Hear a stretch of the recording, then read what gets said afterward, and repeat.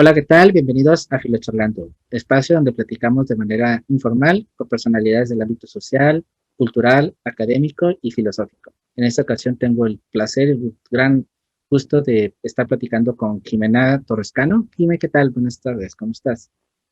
¿Qué tal, Miguel? Buenas tardes. Un gusto estar aquí con ustedes. Muchísimas gracias por aceptar la invitación y antes de comenzar, bueno, les quiero presentar un poquito a Jime. Ella es licenciada en Filosofía por la Universidad Autónoma del Estado de México. Actualmente está estudiando una maestría en Filosofía Contemporánea por la misma universidad. Es estudiante también de Teología por la Facultad de Teología Reformada. Ha dado ponencias en Buenos Aires, por ejemplo, y en la Universidad de la Santa Cruz de Roma. Actualmente es docente de bachillerato, de lógica y de filosofía. Tuvo su estancia académica en la Universidad del Estado de Colorado y es columnista de la revista Acuarela Humanística de la Universidad Autónoma del Estado de México. Jime, pues bienvenida aquí a Filo Charlando, muchísimas gracias y pues vamos a comenzar con, ¿cómo estás primero? ¿Qué tal? Muy bien, Miguel. Pues muy bien. Te digo que contenta, ¿no? De poder aquí compartir con ustedes esto que al final del día es el intercambio de ideas y pues ahora sí que agradecida, ¿no? De poder, poder seguir compartiendo. Excelente, no, muchísimas gracias a ti. Y Jime, antes de comenzar, como pequeño paréntesis, ¿cuál es tu nombre completo y el origen de, porque a los que no van a escuchar ya en el momento de estar pues, emitiendo el episodio, pues dícese que tiene un apellido un poco característico aquí a Jime, entonces, Jime, ¿cuál es tu nombre completo y un poquito a lo mejor de Sí. contexto de este apellido? Muy bien, Miguel. Sí, no te preocupes. Mira, mi nombre completo es Jimena Torrescano Lecuona. Normalmente con este segundo apellido hay confusiones, ¿no? Todo menos Lecuona me han llegado a llamar. Pues bueno, es un apellido de origen español, hace referencia a la locación, ¿no? Significa buen lugar. Entonces, bueno, únicamente eso, ¿no? Sin mayor situación, sí. Y un buen lugar para platicar, para convivir. Y Jime, para ir calentando motores, antes de empezar de lleno con un proyecto que traes ahí entre manos, ¿dónde naciste, Jime? Yo soy originaria del Estado de México, pues nací en Toluca, digamos, el lugar, ¿no? De origen en el cual nací. Excelente. ¿Y cuál sería, como, qué nos platicarías como tu mejor recuerdo de la infancia en esta Jime Peque, que es lo primero que se le viene a la mente al pensar en su niñez? Pues mira, ¿qué te puedo contar, Miguel? Realmente tengo recuerdos muy alegres de mi niñez. Siempre me consideré una niña muy, pues vaya, estar literalmente en todo, ¿no? Muy de los deportes, algo que me gusta bastante, a la fecha lo sigo practicando, ¿no? El fútbol me fascinaba de niña, estuve por ahí en varias escuelas practicando fútbol y pues recuerdo eh, siempre tener una suerte de inquietud, posiblemente por cosas que la mayoría de los niños, niñas de mi edad pues no se cuestionaban, ¿no? Quizá desde ahí yo ya empezaba a ver este perfil hacia la filosofía y y bueno, si te tuviese que decir cómo recuerdo mi infancia, pues sinceramente de manera muy grata, nací en el corazón de una familia muy, como todas las familias, de pronto con nuestros problemas, diferencias quizá, pero por supuesto, pues siempre brindándome todo el apoyo y estando ahí presentes. Entonces, pues una niñez realmente alegre, es como yo la recuerdo, Miguel. Y ahorita que me platicas del fútbol, bueno, primero ¿a qué equipo le vas? ¿O a qué equipos le vas?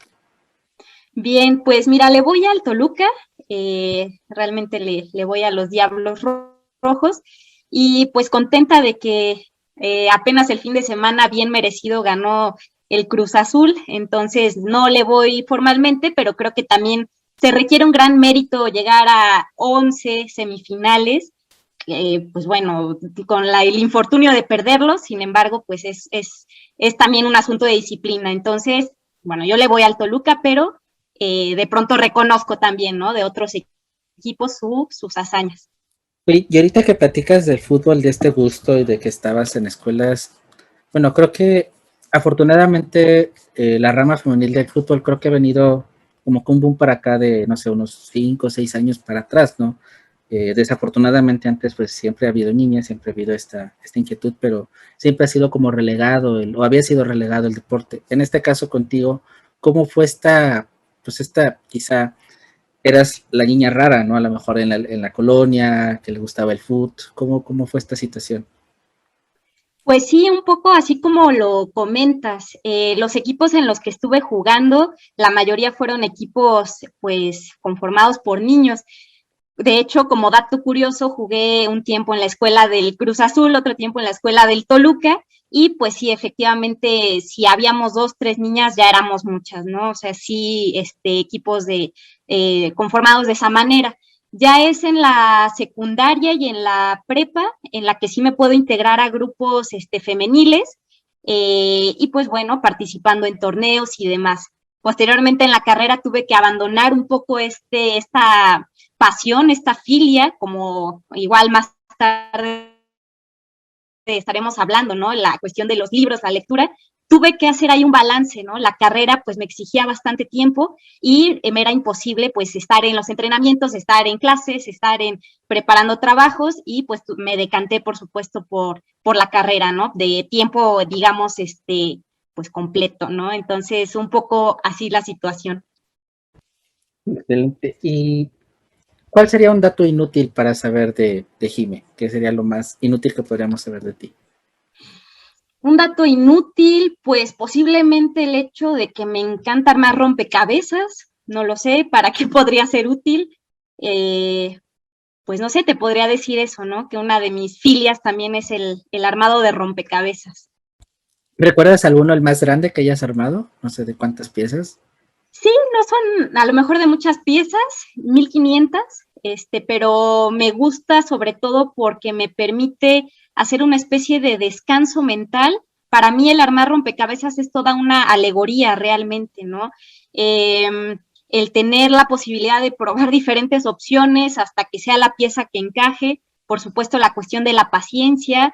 Hay una suerte de disciplina también en el armado de un rompecabezas y pues la figura, ¿no? Te digo, es una alegoría porque así como todo proyecto, como toda meta, pues se va construyendo paulatinamente. Tal vez tenemos ya la visión inicial completa, pero es progresivo y por supuesto con trabajo y tratando una y otra vez. Lo que hago con mis rompecabezas es enmarcarlos y bueno, colgarlos alrededor de mi cuarto, que no se ven, pero sí hay como unos 8 o 9 colgados alrededor de la habitación, pues. Ah, qué genial. Y antes de, siguiendo calentando motores, ¿cómo definirías a Jime? ¿Quién es Jimena Torrescano? Híjole, pues una pregunta bastante, pues no sé si difícil o sencilla. Eh, Considero que Jimena es una persona, en primer lugar, alegre. Yo me considero una persona sumamente alegre. Para muchos puede ser un desconcierto porque se cree que la filosofía tiende a llevarnos a una suerte de nihilismo, es decir, a esta situación en la que pareciera que todo fundamento de las cuestiones últimas de la existencia y que pareciera que hay que estar literalmente como abstraídos de ese mundo y sufriendo por ser incomprendidos. Y no, a mí realmente te cuento que la filosofía en muchos aspectos me ha salvado, o sea, literalmente ha sido pues un espacio, una puerta de acceso no solo al conocimiento, sino a situaciones vitales.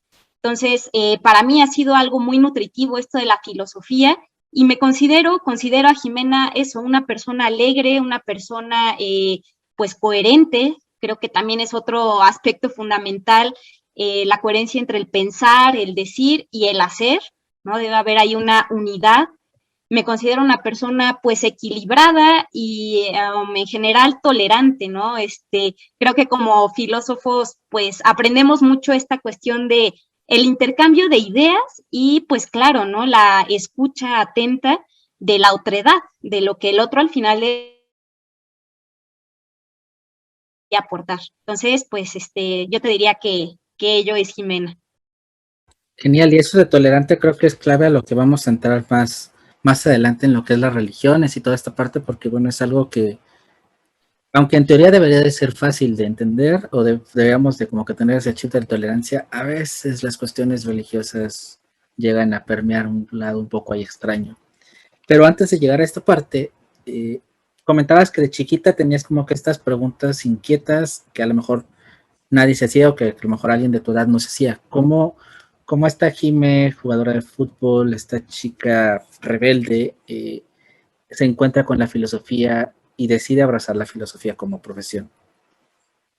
Sí, mira, te voy a contar, Miguel, que la verdad es que yo iba para veterinaria.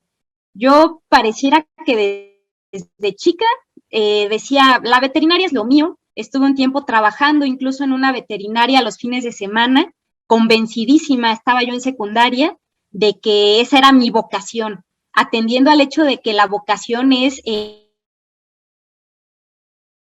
llamar de los dioses, el vocare de los dioses. Yo entendía que mi vocación era la veterinaria, me fascinan los animales, pero me di cuenta que el animal racional es el más fascinante de todos los animales, el ser humano, por supuesto.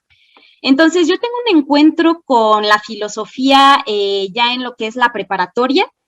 Tuve un profesor brillante, él no solo era filósofo, era teólogo precisamente y biólogo, o sea, yo creo que fue ahí digamos, el clic perfecto, ¿no? En cuanto a cómo daba sus clases, la forma de explicar, un señor ya grande, a quien admiro mucho, Roberto Villaseñor, y pues bueno, a partir de ese encuentro en la preparatoria, me doy cuenta también, valga la expresión, que lo mío está en este tenor de las humanidades, que lo mío está en el ir a lo último de los fundamentos, ¿no? Y por supuesto cuestionarnos y tratar de, ¿no? De las cosas. Entonces fue en la prepa donde yo me encuentro con la filosofía. Excelente. Y luego aparte viene la filosofía y bueno, a lo mejor es fácil a veces, bueno, coqueteas con esta parte de la jerga, esta parte del principio, esta parte de, bueno, biología y filosofía siempre a veces van de la mano, pero también muchas veces pasa que cuando estás en la filosofía hay como un sesgo en cuanto a la religión y en cuanto a lo racional, en cuanto a esta cuestión, pero curiosamente tú lo fusionas y ahora mismo estás estudiando estas dos cosas paralelamente, estás en una maestría en filosofía, pero estás estudiando teología. ¿Cómo viene este interés por la teología y cómo compaginar estos dos mundos que muchas veces son opuestos? Aunque no deberían de ser, pero muchas veces se quedan como que en estos paralelos tan distantes. Sí, efectivamente, déjame te cuento que durante la carrera eh, yo leía filosofía de rodillas, es decir, siempre estuvo ahí la inquietud, fe, podía yo hacer lecturas simplemente objetivas, siempre he traído este sesgo, digámoslo así, religioso, y que, aclaro, no estoy diciendo que sea una religión, la verdadera, o que sea, no, más bien me voy a la cuestión de las esencias, ¿no? De lo esencial. Entonces, la espiritualidad es algo común a todos los seres humanos, solo que muchas veces el exceso de racionalidad, incluso cartesiana, kantiana, hegeliana, pues termina por matar este aspecto, digamos, diría Pascal, las razones del corazón. Entonces, traté de que eso no pasara en mí, sino que al contrario, se pudiese hacer una fusión entre razón y fe. Y fue algo que estuve buscando pues a lo largo de los estudios en filosofía, entendiendo claramente la diferenciación que hay entre ambos campos, ¿no? La naturaleza de, digamos, los campos es muy distinta. Filosofía es otra. Y sin embargo hay un punto de confluencia, ¿no? Tú bien ya lo mencionabas, que es a lo que me he dedicado a trabajar, sobre todo, bueno, durante la carrera yo trabajé mucho a un filósofo danés que se llamó Soren Kierkegaard, también era teólogo, ¿no? Hay un poco la prueba de que por supuesto pueden confluir ambas disciplinas. Y Y pues bueno, ha sido así sobre la marcha, en realidad, sobre la marcha trabajando estos elementos y te digo, pues basándonos en la cuestión de lo esencial, ¿no? A todas las religiones finalmente, ¿no? Yéndonos más bien hacia la antropología de carácter religioso que tenemos y que eso no se pelea de ninguna forma con la filosofía. Y en esta parte de la teología, muchos se entienden o muchos, al escuchar teología y filosofía, a lo mejor lo relacionan directamente con la vertiente católica, con esta vertiente, bueno, hay más a lo mejor ya a nivel académico, a nivel más profesional, a lo mejor la teología católica tiene un poco más de peso a nivel, pues, cultural. Tú en este sentido estás del otro lado. ¿Y cómo es que conoces algo de teología católica? ¿La puedes comparar en algún sentido, de alguna forma? ¿Y cómo es o cómo sería para quienes vayan a escuchar o ver esta parte de la teología protestante, de la teología no católica? ¿Cuáles serían estas diferencias? Quizá no tan marcadas o sí tan marcadas, pero que podrían distinguirse de las dos ramas. Ah, claro que sí, Miguel. Mira, sí he tenido incursiones en ambas vías, tanto la protestante como la católica. He de mencionarte de manera muy rápida que en mi familia en realidad somos libres pensadores. O sea, no hay una aculturación directa de la religión, un adoctrinamiento directo, porque en realidad no es así. Yo diría que tiramos más hacia el ateísmo como familia que hacia una práctica pues consuetudinaria, ¿no? De los ritos religiosos, del ir a misa. Todo ha sido pues más bien una inquietud de tipo personal, lo puedo decir de esa forma. Y en ese viaje, en esa búsqueda, por supuesto que he abrevado de ambos, pues espiritualidades, es decir, tanto de la Iglesia Católica, no sé, diferentes tipos de eventos, ¿no? Como también ha sido en la cuestión de el cristianismo protestante. Entonces, sí tengo, pues, bien claras las diferencias entre ambas, vertientes. Ambos son cristianismos, uno es llamado protestante, uno, pues, bueno, el cristianismo ortodoxo, oficial, católico, y sin embargo, creo que puede hacerse una suerte de ecumenismo. Es decir, yo no te voy a decir es mejor este o aquel. Conozco de ambos, sí, he participado, me he involucrado de ambas formas, incluso en proyectos sumamente interesantes, ¿no? Como algo que se llamó confraternidad carcelaria, es decir, ir a las cárceles a platicar con los presos, pues un poco diferentes temáticas de carácter religioso, y sí, ¿no? De conocer ambos sectores, los conozco. Eh, Diferencias de manera muy rápida, pues bueno, creo que son comunes, ¿no? Esta cuestión de los sacramentos que sí ocurre protestante, algunas cuestiones como el hecho de que no se reconoce en el protestantismo la figura jerárquica, ¿no? Del Papa como representante de Dios en la tierra, eso no se da en el protestantismo, es una suerte de organización un tanto más horizontal, entre comillas, ¿no? Te digo, estos son temas que nos pueden ahorita llevar por diferentes vertientes, pero bueno, de manera muy general, pues sería esto, ¿no? Lo que yo te puedo compartir. Y sin caer en este plano que decíamos de no decir cuál es mejor o cuál es peor, o en este sentido de ponerlos a competir, ¿qué te hace a ti decantar por estudiar la teología protestante en lugar de la teología católica? ¿Qué es lo que, cómo te seduce esta parte? Sí, pues una pregunta muy interesante, Miguel, que incluso he de decir por ahí me gané algunos, pues si no enemigos, al menos sí ya poner la distancia, ¿no? De personas reacias en el catolicismo, que es cuando también uno se pregunta, pues vaya, ¿no? ¿Dónde está esa tolerancia y ese ecumenismo? Me decanté hacia la teología reformada porque desde mi perspectiva tiene más espacios epistemológicos para actuar, para pensar. Sí, lo que es sin detrimento de nada, ni faltando al respeto a nadie, ni mucho menos, de pronto es muy cerrada en ciertos conceptos, en ciertos aspectos, con solo mencionarte, por ejemplo, que una mujer no puede, pues, participar, por ejemplo, ¿no? Como quien oficie una misa, cosa que sí puede ocurrir en el protestantismo.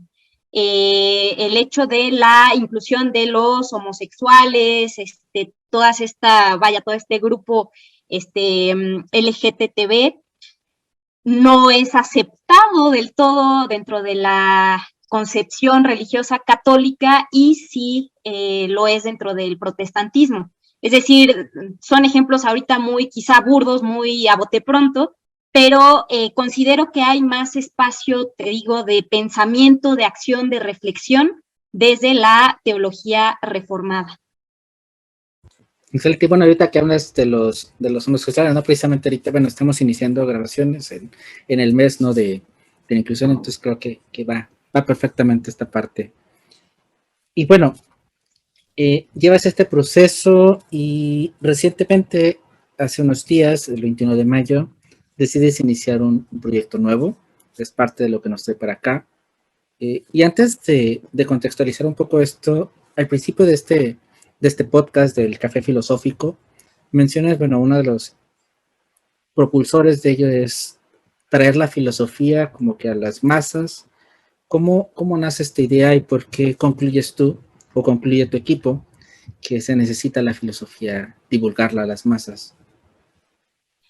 Sí, mira, el proyecto en realidad se origina con unos compañeros, colegas de posgrado, precisamente que estamos compartiendo ahorita un seminario de ética en el posgrado. Entonces, pues bueno, nos dimos cuenta ahí de algunas inquietudes en común. Precisamente uno de ellos, pues bueno, también es filósofo, teólogo y psicólogo. Surge esta idea de hacer el programa que lleva por nombre el Café Filosófico. Él a su vez tiene contactos, otros colegas, ¿no? En Colombia, que es con quien se está, digamos, triangulando este proyecto de difusión de la filosofía, pues vaya, vía estos medios, estas plataformas, y surge sobre todo con la intención de hacer diálogo, ¿sí? Finalmente, la intención primordial es, por supuesto, sí hacer un diálogo reflexivo, crítico, preparado, incluso académico en ciertos momentos, pero que eso no limite al amplio de la población, ¿no? Es decir, que no se sienta que la filosofía es algo exclusivo de las escuelas, de las academias, como si solamente ahí se pudiera hablar de este saber sagrado, ¿no? Queremos nosotros ampliar un poco esta noción y, por supuesto, compartirla con personas de diferentes formaciones y entrar en diálogo, que esa es nuestra principal pretensión. ¿Te apoyas? Bueno, se apoyan en Esperanza TV, que al final forma parte de la comunión mexicana de la Iglesia Reformadas y Presbiterianas. ¿Cómo nace también esta idea de, bueno, estás en la filosofía, estás así con teología y todo, pero por qué anclarse, o no anclarse, sino apoyarse en alguna iglesia, en algún movimiento y no a lo mejor lanzarlo por tu cuenta o por su cuenta de ustedes, tus compañeros? ¿Por qué ir de la mano de este caso de una iglesia o de un movimiento religioso? Correcto. Sí, mira, me parece que la estructura pues ya la tiene en este caso, ¿no? Como medio de difusión, lo que es ya lo mencionas, ¿no? Voz de la Esperanza. Y pues sumarnos a ese proyecto que ya de manera inicial está instalado, por decirlo de cierta forma, pues nos otorga ciertas, no sé cómo decirlo, tal vez comodidades, ¿no? En el sentido de, pues sí, que pues claro, ¿no? Podríamos hacerlo, y sin embargo, atendiendo a la naturaleza de los diálogos, nos dimos cuenta que también tienen este carácter, vamos a decirle mixto, ¿no? Filosofía y teología, al final del día que desembocan pues en un proyecto vital, que es al que todos apuntamos tarde que temprano, darle sentido a la vida, la búsqueda de la trascendencia, bueno, el hecho de cómo afrontar situaciones límite, sí, que son temas en común entre una y otra disciplinas.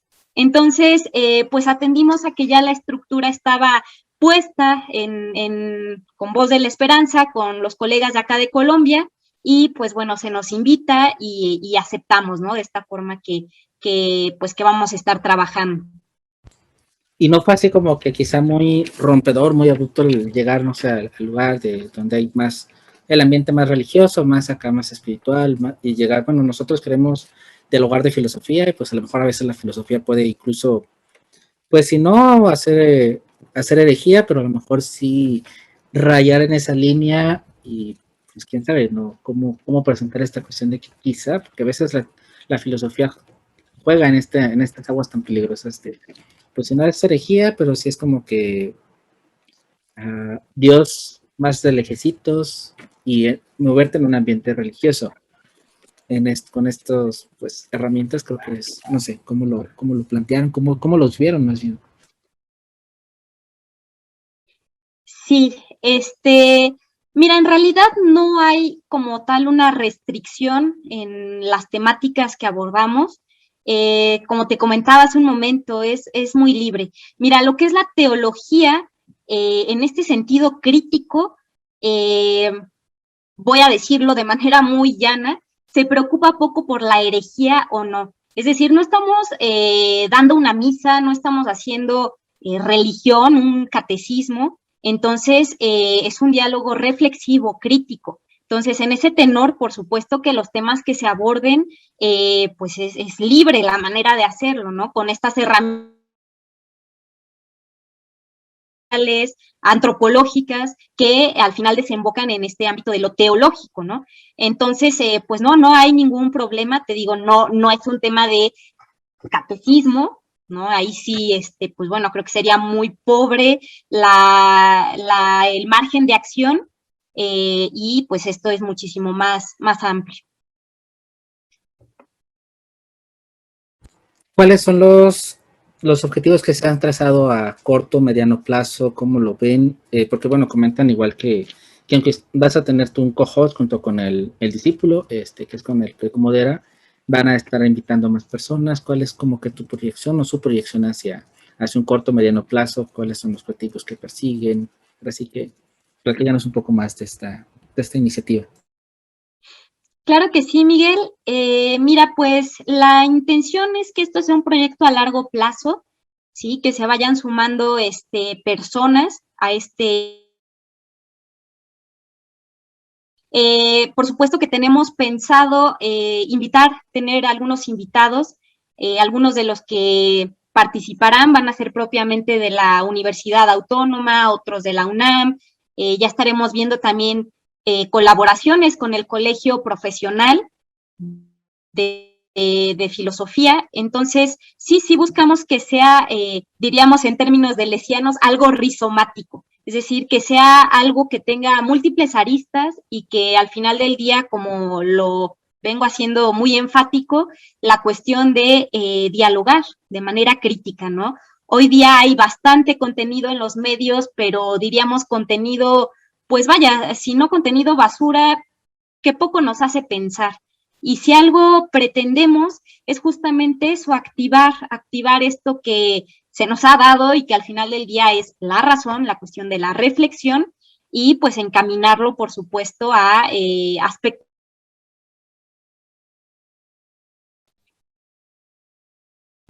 Ahorita que hablas de esta parte de invitar gente, de hacer redes, que es algo que, bueno, al menos, bueno, Filosofía en la Red siempre le encanta, es algo de lo que se nutre y de lo que creemos.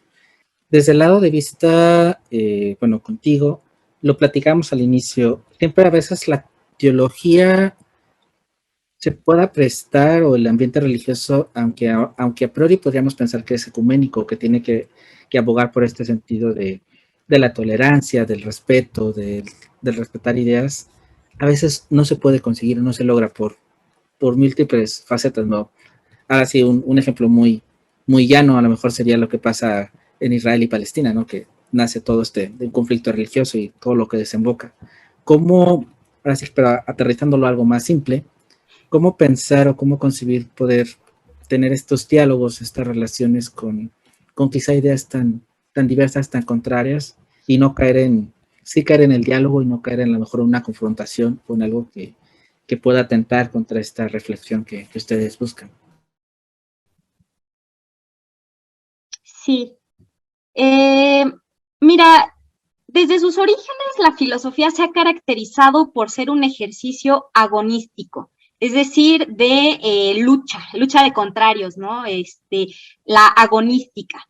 Entonces, yo creo que un poco es perder o quitar ese prejuicio de que uno va a entrar en conflicto por exponer sus ideas, toda vez que, bueno, eso no debiera ser así. Tanto uno puede expresar con libertad sus ideas como al tiempo escuchar lo que el otro tenga que decir.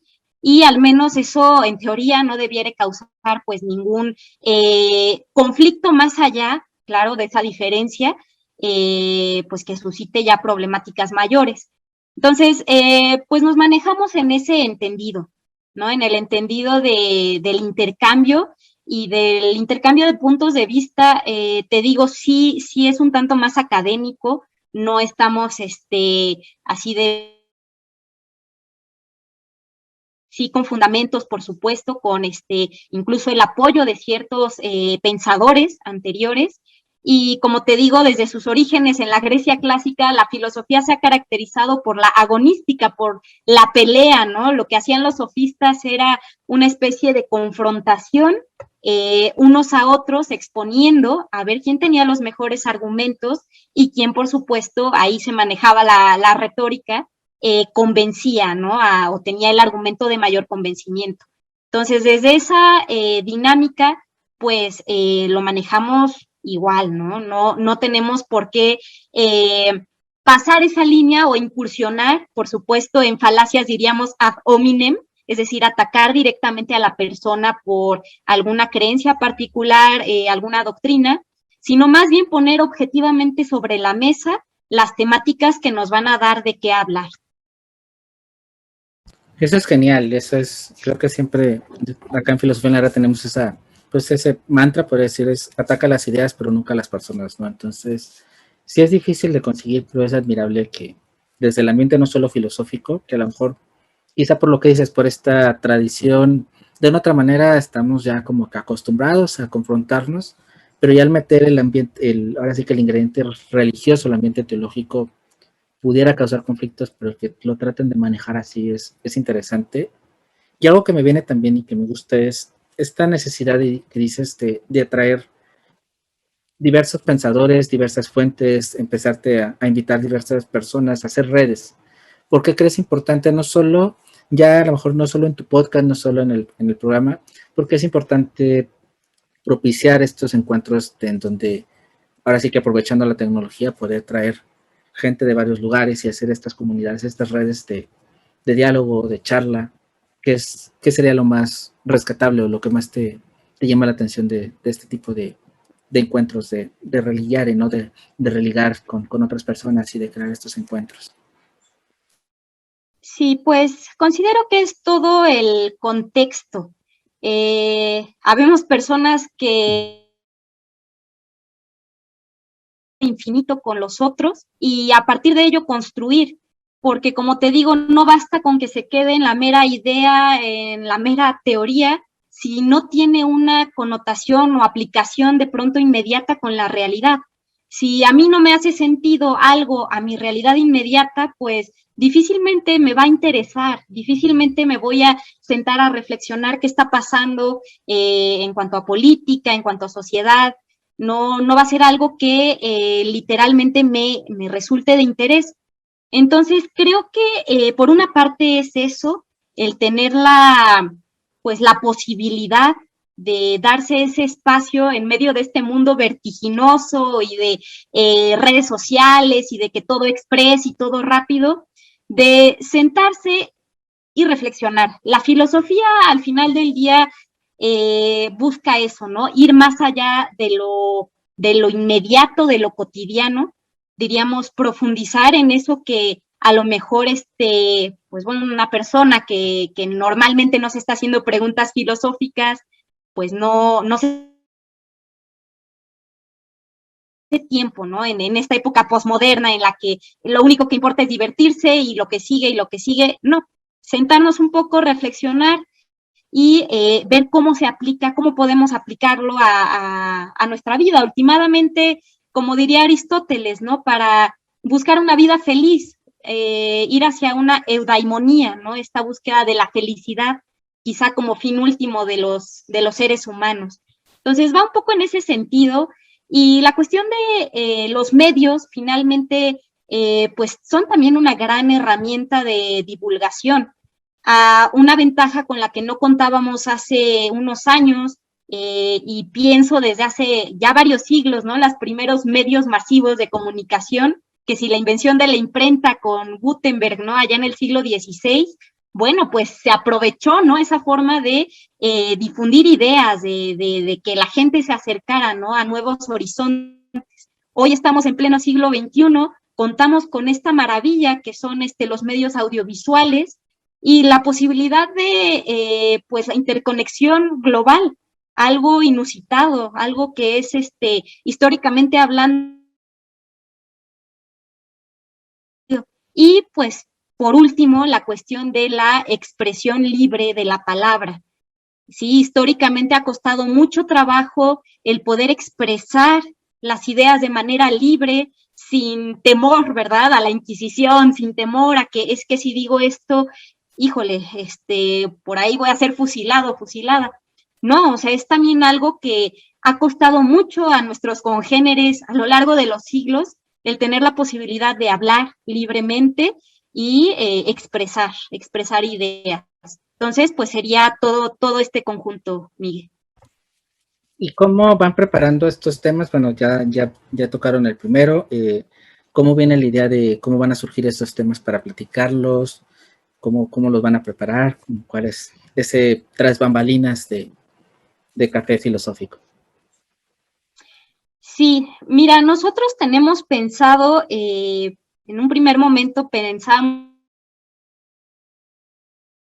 filosofía, una suerte de cronología, posiblemente desde presocráticos, Platón, Sócrates, Sócrates, Platón, Aristóteles, pasar a filosofía de la Edad Media, filosofía moderna, filosofía contemporánea, ¿sí? En esa secuencia cronológica. Después pensamos que tal vez sería conveniente hacerlo a partir de temáticas específicas. Por ejemplo, te comento que el primer programa dijimos que sea una temática de carácter universal, algo que tarde que temprano a todos nos interpela, a todos nos interesa, y que es la cuestión de este fenómeno fundamental de la existencia, que es el amor. Entonces, pues estamos enfocándonos en temáticas específicas, tratando de conectarlas con temáticas sociales. Por ejemplo, tú sabes que ahora en Colombia traen un conflicto pues bastante fuerte, políticamente hablando, ahí con la policía, etcétera. Se intentó compaginar también con esta cuestión que los colegas de Colombia están viviendo. Entonces, un poco para que también las personas que tal vez están un poco alejadas del ejercicio filosófico, pues caigan en la cuenta de que es algo sumamente actual y cotidiano, ¿sí? Que no es algo que quedó en la Grecia de hace 2000 años, sino que perfectamente se puede actualizar a las situaciones del día a día. Y bueno, quiero retomar un poquito ya sobre ti.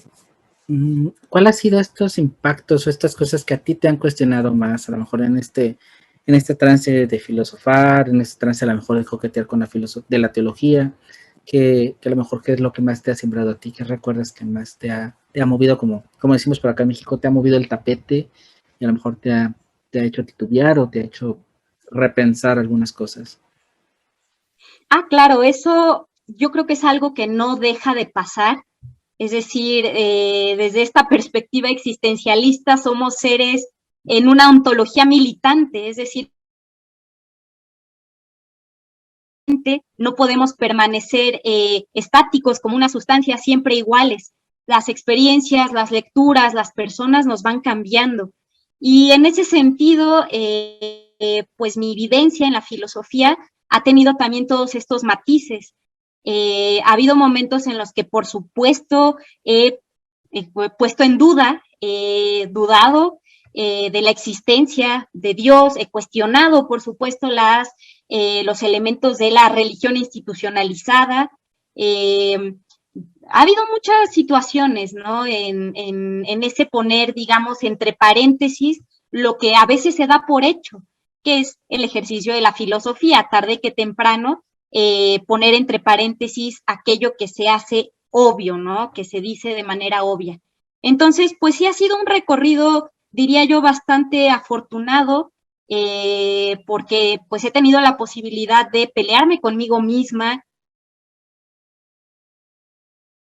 y por supuesto ir formando, al final es algo que de manera muy noble te dan las carreras de tipo humanista, la posibilidad no solamente de formarte intelectualmente, de quizá poseer una gran cultura, sino de formarte como persona, que es lo que pues al menos debiera ser el ejercicio que todos debiésemos en algún momento prestar atención, ¿no? El realmente formarnos como personas y pues como sujetos actuantes en un contexto específico, en una sociedad específica, con un papel posiblemente específico.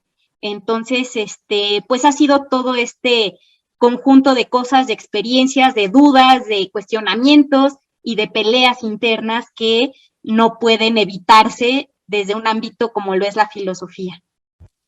Ahorita que hablas de esto de la duda de Dios, a lo mejor sin entrar tanto a la intimidad, tanto a detalle, pero ¿qué consejo le podrías dar quizá a algún chico, a alguna chica que suele suceder a veces en la etapa de la adolescencia, de la juventud, esa etapa precisamente donde tú estás dando clases, ¿no? En el bachillerato, que a lo mejor tienen estas dudas existenciales, tienen estas dudas de Dios? ¿Cómo podría un chico o una chica de esta edad, o incluso alguien ya mayor que esté en este proceso de crisis, eh, si bien no concluir que Dios existe o no, porque al final creo que esa es una conclusión muy subjetiva y muy personal, pero cómo podría apoyarse para encontrar o dar esta búsqueda de Dios? ¿Qué consejo le podrías dar a alguien que está en esta duda, en este agnosticismo y quizá lo quiere encontrar, pero no sabe cómo encontrarlo? Sí, una pregunta muy, muy valiosa, Miguel, porque de hecho es uno de los temas más polémicos de pronto en nuestras clases con los alumnos de la prepa. Te comparto que de hecho a mí me encanta dejarles en algún momento del semestre un ejercicio que va en este sentido, ¿no? Hacer un breve ensayo en el cual me respondan a la preguntita, ¿existe Dios? Así, de la postura del ateísmo, del teísmo o del agnosticismo que tú mencionas, ¿no? Que ni se afirma ni se niega, simplemente se está en una suerte de imposibilidad de mencionar, ¿no? Si se existe o no. Entonces, uno de los temas más polémicos y a modo de quizá acercarles en te digo, al final del día, ver la filosofía como un viaje, ¿no? Y en el mejor de los sentidos, porque también luego por ahí hay muchas prejuicios y cuestiones en torno al filósofo que se viaja y bueno, no, la filosofía en verdad como un tránsito, un viaje en el que uno se va perdiendo y encontrando. Entonces yo invito a los alumnos a que comiencen a indagar, a leer un poco a los primeros pensadores, al menos desde esta perspectiva occidental, que es de la que abreva la filosofía, es decir, teniendo a Grecia como la cuna y de la filosofía, pues que empiecen a leer un poco sobre los presocráticos, ¿sí? Que fueron los primeros que se preguntaron cuál es el origen de todas las cosas, ¿sí? Si nosotros nos preguntamos cuál es el origen de todas las cosas, inmediatamente hay ahí una pregunta metafísica, trascendental, ¿sí? Algo que queramos o no nos lleva a cuestionarnos ahí en el concepto, la figura de Dios. No necesariamente esto ya va a ser mucho posterior, con la llegada del cristianismo, el Dios judeocristiano. A lo que voy es que los presocráticos tuvieron a bien encontrar principios de unidad en elementos, por ejemplo, naturales, ¿sí? Que si el agua, un Tales de Mileto, que si el aire, que si el fuego, el apeiron, por ejemplo, ¿no? Lo indeterminado. Entonces, me gusta invitar a los chicos a que lean a estos primeros filósofos y que se den cuenta pues de la inquietud que tarde o temprano pues nos habita, antropológicamente hablando. De ahí, pues bueno, ya podríamos, no me gusta a mí, te digo, encauzar directamente al cristianismo, eso sería también una completa aberración, al menos desde mi perspectiva, ¿sí? Te digo, yo no tengo intención alguna de adoctrinar a nadie, ni siquiera en ninguna corriente filosófica en particular, sino más bien y hacer que cada uno pues tenga ese encuentro con las ideas y con tarde o temprano su propia forma de pensar.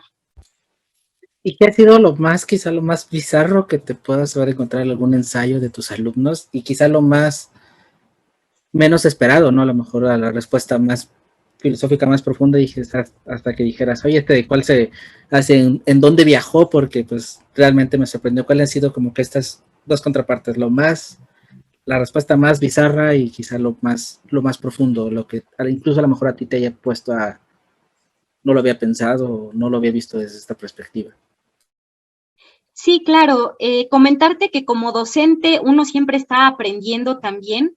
Es incorrecta la cuestión de que, ustedes son los alumnos, desde esta etimología, ¿no? De sin luz, alumni, sin luz. Eso es algo absurdo. Claro que no, el conocimiento se va construyendo de manera horizontal y los docentes siempre estamos aprendiendo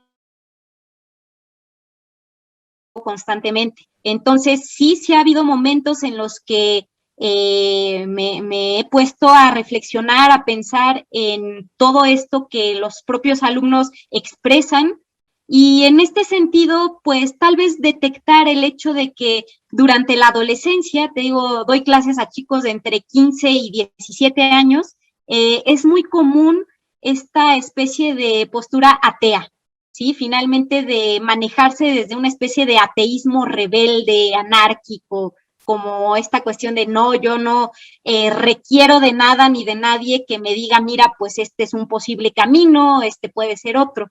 Entonces, de manera muy general, pues yo te diría, he detectado que buena parte de los alumnos, carácter fundamental en la filosofía, el rebelarse contra lo establecido, ¿sí? Uno pensaría que lo obvio es que dijeran, pues todos somos católicos, ¿no? Porque México, país más católico guadalupanista, creo que no se puede, ¿verdad? Entonces, no, están en esa etapa en la que dan posibilidad a ¿no? Y que encuentro maravilloso el que pues se manejen desde esta perspectiva o atea declaradamente o agnóstica, es decir, estar todavía preguntándose sin asumir de manera inmediata. Y otra cosa que me gustaría preguntarte es, mencionas, y es algo que me encanta, que trata siempre de no conducir hacia un adoctrinamiento, de mantenerte siempre como que en esta faceta de yo veo, yo a lo mejor te doy las herramientas, pero ustedes vayan y conduzcanse solos. Y creo que bueno, eso es muy padre en cuanto a lo religioso y en cuanto a lo filosófico, ¿no? Porque al final del día creo que quizá muchos filósofos pueden caer en la tendencia de, si se acerca alguien a preguntarles algo, siempre conducirlos bajo su línea de pensamiento, bajo su escuela con la que se casaron o con la que creen. ¿Qué consejo le podrías dar? Quizá ya no a un teólogo, a un filósofo, a los muchos filósofos que nos escuchan, de cómo tener esta capacidad de no dejarse seducir y decir, híjole, me están preguntando en filosofía, no, pues yo soy kantiano y pues me voy a llevarle por la línea de Kant, yo soy de Nietzsche, y sino tratar de darles esta, ahora sí que aventarlos al ruedo y quizás siempre estar ahí atrás, pero sin caer en este vicio de querer adoctrinar bajo una escuela. ¿Cómo lo manejas tú y qué consejo le podrías dar a alguien? Sí, yo creo que en ese sentido, en general, el ejercicio filosófico es más una cuestión de voluntad sincera que de pericia intelectual. ¿Y a qué voy con esto? Que uno como filósofo, quizá como, no sé, incluso a veces puede ser muy grande este título, ¿no? Por ahí puede ser incluso conflictivo, pero debe siempre mantenerse como un espectador respecto del otro que está también en ese tránsito, en esa ontología militante. Es decir, jamás adjudicarse uno la posesión de la verdad. Eso sería absurdo por completo, ¿no? Cosa que la acotación, muchos creen ya poseer la verdad y el camino absoluto. Eso desde mi perspectiva es cerrar por completo el diálogo, cerrar miles de posibilidades. Entonces, no, desde la filosofía lo que hacemos es detonar el pensamiento. Y si eventualmente llega alguien, pues, con intención quizá de acercarse, de abrevar más de esto, pues claro, ¿no? Uno puede quizá proporcionar ahí estas herramientas, pero siempre, al menos esa es la filosofía con la que yo me manejo, dejando que la persona pues haga uso de su libertad. Uno no puede incluso traicionarse a sí mismo intentando pues convencer al otro de que o Kant o Kierkegaard o Sócrates o la religión cristiana es la mejor. Eso sería absurdo. Entonces, más bien se trata de mostrar un camino, o sea, en el reflexión, ¿sí? Si es que hay un camino, viene siendo el de la reflexión, el de poner siempre entre paréntesis lo ya dado, lo ya establecido, y pues únicamente quizá orientar un poco, ¿no? En ese tenor. Excelente. Y antes de empezar ya a cerrar, ahorita si tuvieras que decir, tengo que escribir un libro de mi vida, tengo que compendiar en un libro toda mi vida, ¿cuál sería el título de este libro? ¿Cuál sería el título de ese libro? Pues, no sé, qué pregunta tan espontánea. Me encanta este tipo de preguntas.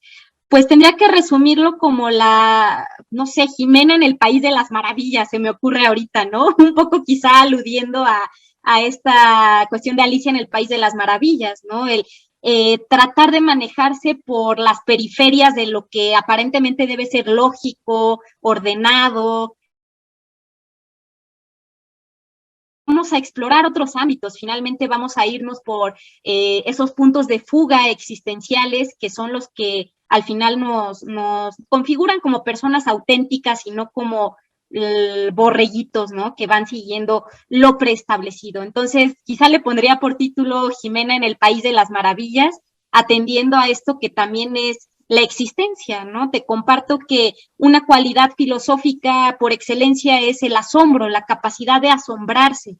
Entonces, pues en ese sentido, voltear alrededor y dar cuenta de que todo es motivo de asombro y de reflexión y de profundización.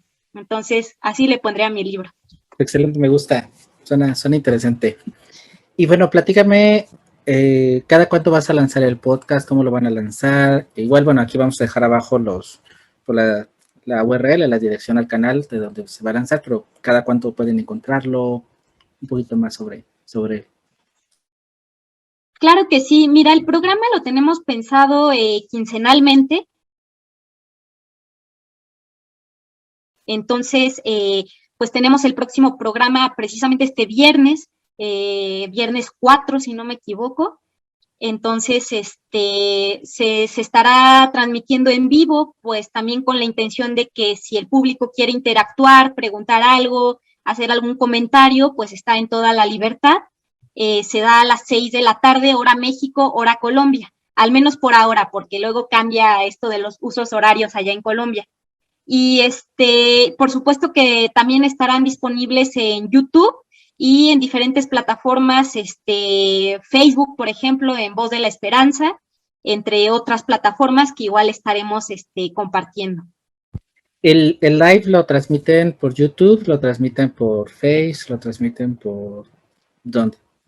Sí, el live lo transmitimos por Facebook y posteriormente ya se traslada a lo que es YouTube para que, bueno, pues se pueda, ahora sí que consultar cada vez que se quiera.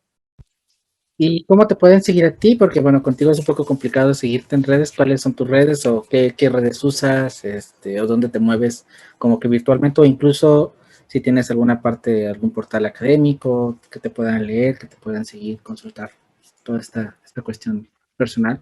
Sí, claro que sí, Miguel. Mira, pues en cuestión de internet, en redes sociales estoy como Kim Valkyria, precisamente porque también estoy trabajando como columnista y digamos el nombre de mi columna es El canto de la Valquiria.